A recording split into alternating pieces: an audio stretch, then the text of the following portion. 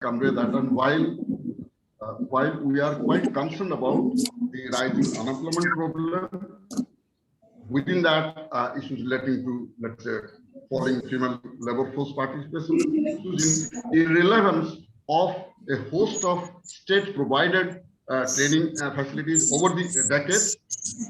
Apart from that, we should also probably think in terms of what kind of new linkages or that we must create. And as I was mentioning, what kind of, whether we have thought through all the major verticals, as I was telling, whether it relates to the production, whether it relates to certain kinds of managing your unit, issues in distribution, issues in marketing. So those are the kind of issues which also must come in. And that's where I think Vinod's presentation was very sort of, and towards the end, he made a very important point that the question about who should provide this skill, whether it should be provided by the state, or whether it should actually be the relevant unit, maybe the enterprise itself. And that's where their needs, their challenges are better understood.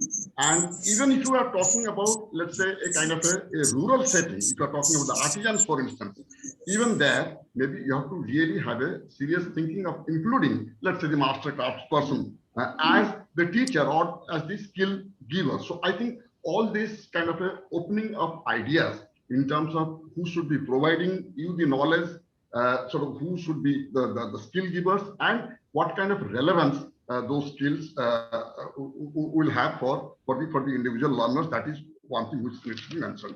The other thing is relatively sort of older issue, which we also know that sort of societally we probably have always valued, let's say, a kind of a formal kind of an education, like including the technical education, which is having a sort of better pathway for further progress. If you are talking about a certain kind of a training, which sort of finally binds you to, let's say, a local place or a local enterprise, or where your sort of prospects are not very much, so then the degrees are probably not highly recognized. I'm talking about the huge range of, let's say, diplomas that you often offer. So it is a question of whether we are making sort of like enough sort of investments in terms of creating opportunities for those who are getting that degree or the diploma to be gainfully employed. And as also Vinod very rightly pointed out, it is actually within the youth, and those are educated youth, sort of where this problem has been much more acute. And there are some very recent studies actually, including sort of using the PLFS 1819 data, for instance, talking about, so there is a kind of rise in the number of open unemployment and those whom you can describe as the discouraged workers. That is, those who are not in education, they are not having any training, but they are looking for jobs. So you are actually, if you really sort of think little beyond and talk in terms of what kind of workers you are talking about, so you have to sort of enter into the domain of the informality. I think those issues of like what kind of institutional sort of arrangements we could make so that the skill, so that the entrepreneurship training might also be provided to those who are not part of the formal, let's say, education system. Even if we are discussing the NEP 2020, and I think because it has an inclusivity as a central focus, so I would imagine that we really, this is a high time how we should like think in terms of engaging all those who missed out on, let's say, formal education. So that is one part of the step. The second thing is we probably need to rethink about what are the sort of like the general key skills and what are the specific key skills that we need to impart, because the technology is changing, and especially if you are talking about the industry 4.0, in which you require very different kind of skill sets. Incidentally, in a recent study that we have done of the using the data from the AICTE, All India Council of Technical Education, we find that there is a massive decline in terms of several institutions, several courses which were linked to IT and ITES, in which we thought we had a great advantage in the world. So this has happened because the completely new disruptive technologies, those which have like come into practice, maybe many of our educational institutions, whether in private or in the public domain, the curriculum itself is not relevant enough. You may sort of give me a diploma in that, I may spend money to study there, but then my degree or diploma is of no value because it has nothing to do with the disruptive technologies. And within that, we have to really also think not just about the learners, we have to think about who are the ones who are going to provide that knowledge.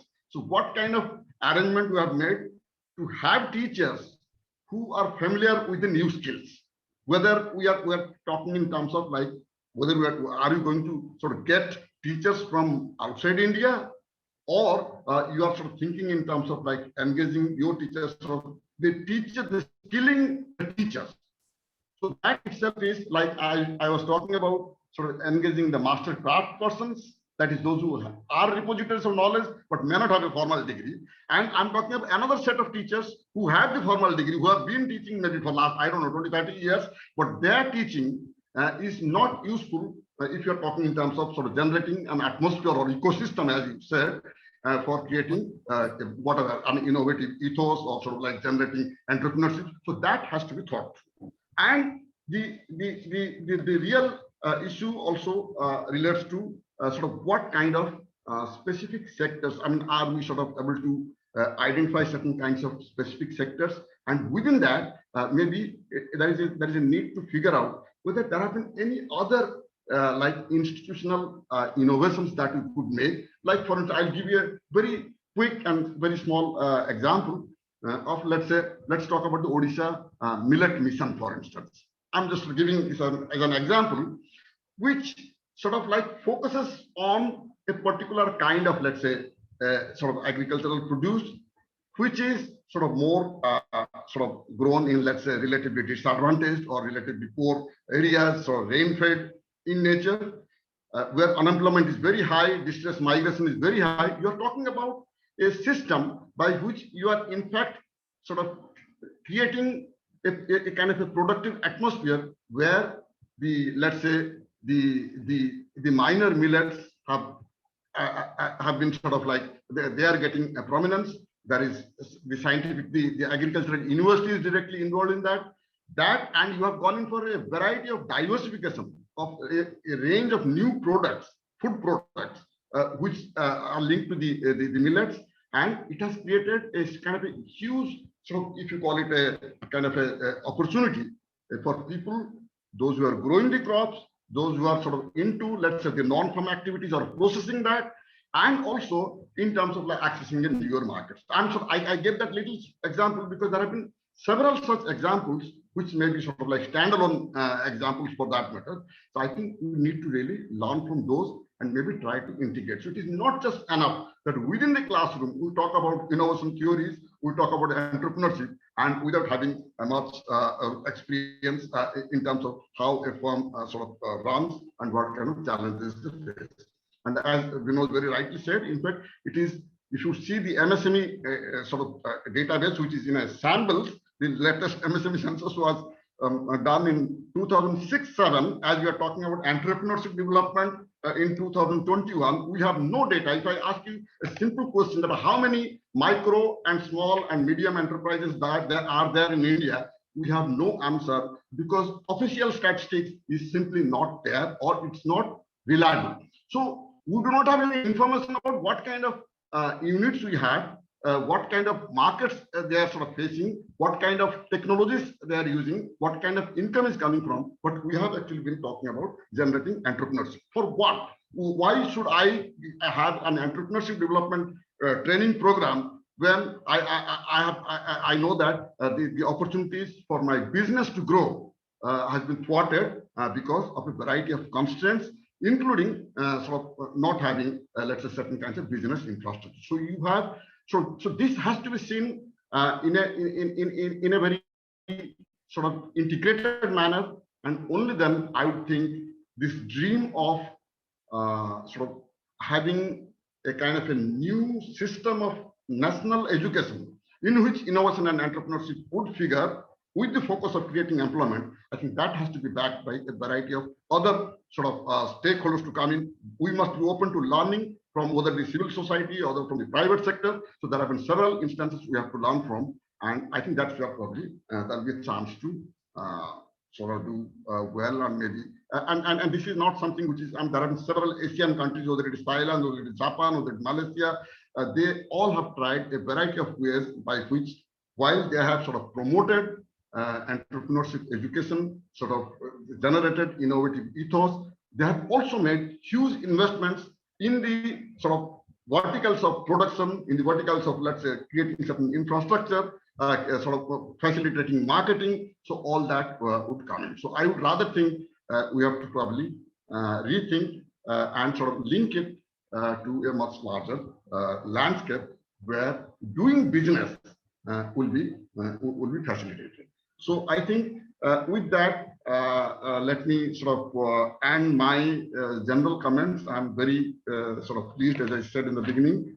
that Vinod's made an excellent presentation. He also touched upon issues in sort of very low earnings within the self-employment category. I think that is something which really, I think that relates to where they work. It's not enough to have a self-employment sort of tag, but then where you work, what kind of income opportunities you have is a question. And of course, in the current times, what we did not discuss very much is this whole COVID related crisis that we have faced, which has sort of completely disrupted our backward and forward linkages.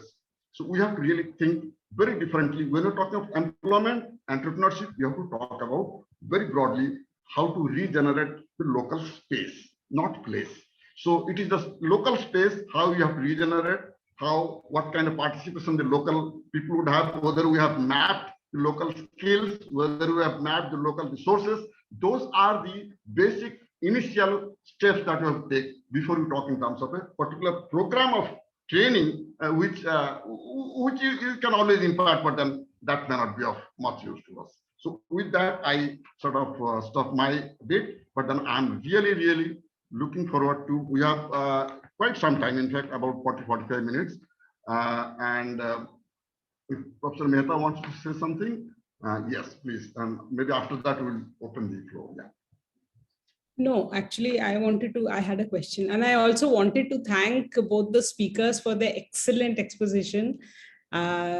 Professor Abraham on the labor market situation in India and its linkages with the unemployment and the skill lacunae that exist in the country, and how do we move forward.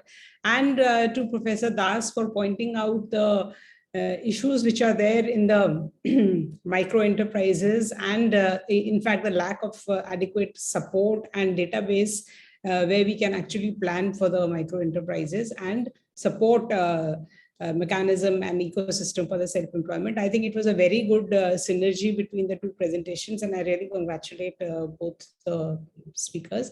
And if I may, now that I'm speaking, if I may also pose my the point that I wanted to just highlight.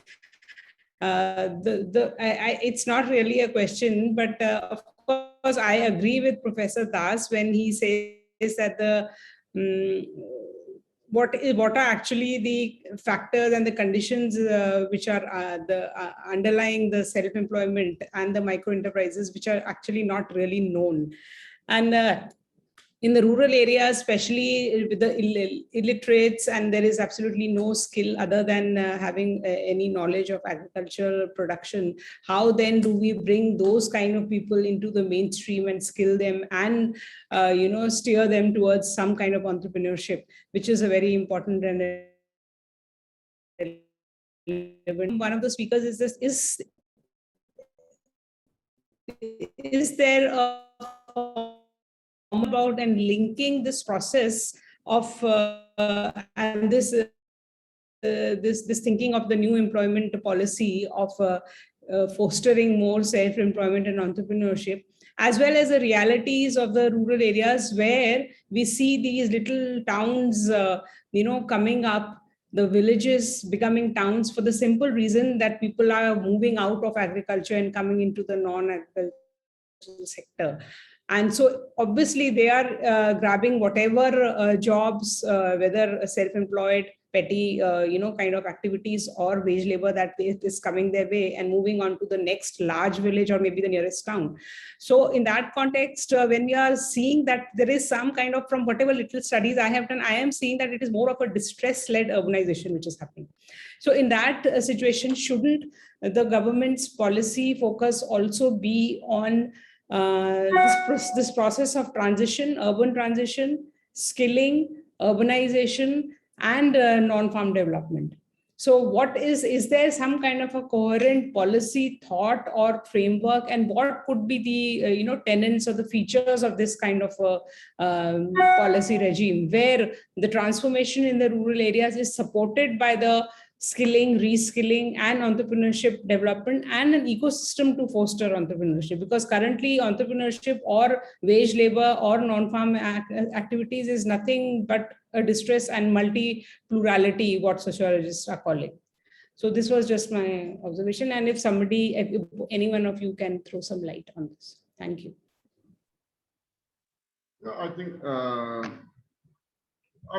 there have been programs. I know we have probably the largest number of programs, if you go only by the numbers, in the world, sort of focusing on this sector. So there is nothing that we have not really brought as a policy instrument. But then, if I very sort of very quickly refer to, let's say, some program called Spurti, for instance, SFURTI, or there is a Baba Saheb Ambedkar. I'm sort of talking more about the rural enterprises that you are referring to. So this is something which is supposed to create what is known as the common facility centers. And yes, on paper, at the website, you will find a huge number of details on this in terms of where they all are present. But if you make let's say, a personal visit to one of these places, you find that how they are not functioning. I mean, if I may give you a very quick example, I do not want to actually take time on these issues. Like, for instance, there is a kind of a leather footwear making unit in a place called Athani in Belgaum in Karnataka. So traditionally, they have been making a certain kind of a footwear. You have a central leather research institute, and even the state leather development department. So in terms of inputs, you find very major support there. And these are institutions which are not, they are geared more for making boots, leather boots, and not the Kolhapuri chappals in which the local people are sort of like adept at. So what I'm trying to say, so there have been several initiatives by the state which also need to be rethought, including all that we are learning in the ITIs, for instance. So this is something which we really have to rethink whether, so that is what I was trying to say, what kind of relevance many of these institutions, many of these programs have. That is one of the first major steps we have to make. Only then probably we can think in terms of how people migrating from rural areas, what kind of skills are needed. I think that is the question. So what I'll do, I think maybe if Vinod wants to say something quickly, otherwise I will open this for the kind of a general. Yes, I think so. No, I don't have anything to say. Just that I would just completely agree with what Professor Dasa said on this thing. There are government interventions had been there, but to my understanding, I think a more structured approach was there probably about 10 or 15 years back. Not even, I'm not talking about the current government, not even the previous government. There used to be a period that gave a lot of focus on regional development, and that actually during that period MSMEs had played a very important role, and how the MSME there was this effort was linking up with the small towns, MSME and the larger towns, growth pole approach, and all those things were there at one point of time. But that approach has completely changed, and we are not a planned economy anymore. So I mean, if you ask what is there to be planned at all, that is the kind of approach generally that we have. And so we have a lot of schemes that we are waiting for takers for those things. But that kind of a planned approach is not there anymore, generally. So that's all I have to add. I'll stop here. Thanks.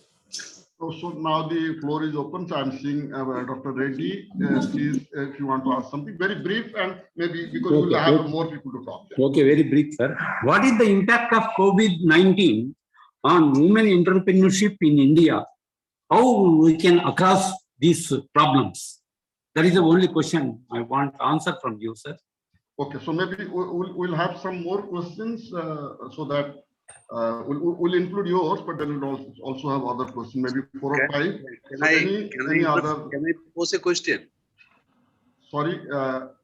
What is the impact of COVID-19 on women entrepreneurship in India? How we can across it?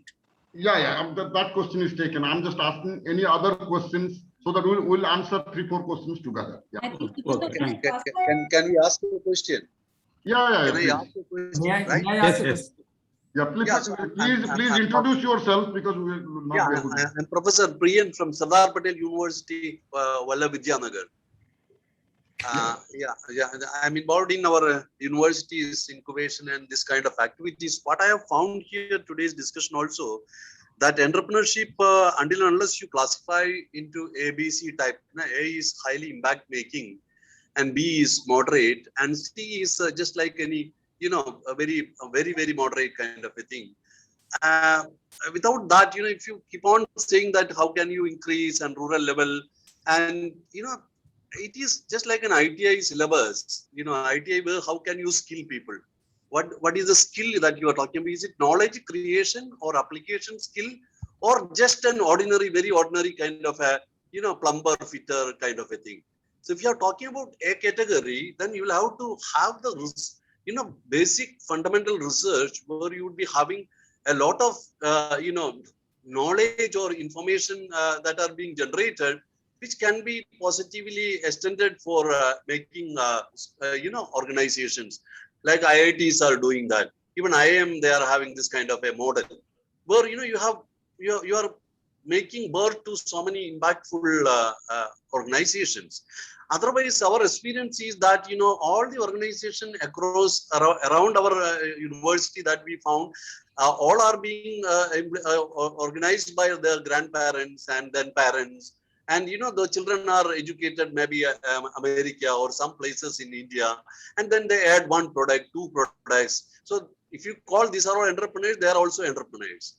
So in what category we are going to focus in this NEP? And, very recently somebody came from Delhi side and they were telling you bring 4,000 innovations in 6 months time. I told that fellow, I mean, even if you bring 100 ideas, only 4 or 5 would be even accepted for funding. And out of 4 or 5, only 1 may be successful, all 3 would be a great collapse. And then you are telling 4,000 innovations. Are you making ITA kind of innovations, or what do you mean by innovation? I mean, is the thing that we are actually thinking about this NEP, ABC, where do you focus on? So this is my question. That's a good question. Yeah. Anyone else, please? Maybe one more question we'll take, and then Vinod and he will try to answer. Dr. Sonal, may I ask a question? So please introduce yourself, please. Yeah, this is Subrata Datta from Pfizer itself. So many thanks to Professor Abraham for a very nice presentation. Your first half of the presentation mainly focused on the many facets of self-employment growth and unemployment and entrepreneurship. So I was wondering that how come, because it went beyond NEP context, so how come you missed out the capital market, issue when you were discussing these things? And the second thing, your observation about externalization of skill out of farm will adversely impact, the farm sector. So is it your hypothesis or evidence-based observation? So maybe one more. I have one question. I have a question. Yeah, maybe Dr. Sonal, you can ask. Yeah, thank you, sir. So I'm Sonal from Ahmedabad University. I have only one clarificatory question about self-employment. So just want to ask whether this includes freelance professionals or not, because with the increase in technology and digitization, large proportion of freelance workers are coming into picture. So also ILO report on digital labor platform takes note of it. So just wanted to know whether self-employed includes them or it excludes them. Thank you. Yeah. Dr. Padmapriya. Yes, sir. Introduce yourself. Yeah. I'm Padmapriya, sir. I'm a research scholar at the Center for Economics and Social Studies. I have a small question. Sir, Vinod sir has briefly explained about the skill poor in India. He has made a classification of number of literates and number of people who have taken vocational training and non-literates, etc. So I want to know how this classification is made and what is the source of data. And I'm working on my one objective is to work on services employment, look at employment aspect in service sector. So can you throw some insights like from where can I collect the data? I have NSSO reports handy with me, but any additional information if sir can provide, I think that will be really useful for my research. And Dr. Hansa Jain, please. And with this, we'll reply, then we'll go to the next phase. Dr. Jain, please. I want to add what Professor Neeti and Dr. Sonal has said, and I will link it to the rural employment. And with digitalization, actually in the rural area under the Digital India program, lot of digitalization has been taken place, and many of the villages are now having 4G connections. It is expected that with digitalization, the geographical isolation will be handled, and people will get employment, and they will be able to fulfill their needs. But the problem is that geographical isolation, though it can be handled with technology, but the problem is that the rural area is suffering from a lot of out migration and aging problem. And since we say that young population is very familiar with the technology, and since they are out migrating, so how the employment situation in rural area will be handled? I think with this, so this is the first set of about 6 questions we had. So Vinod, if you please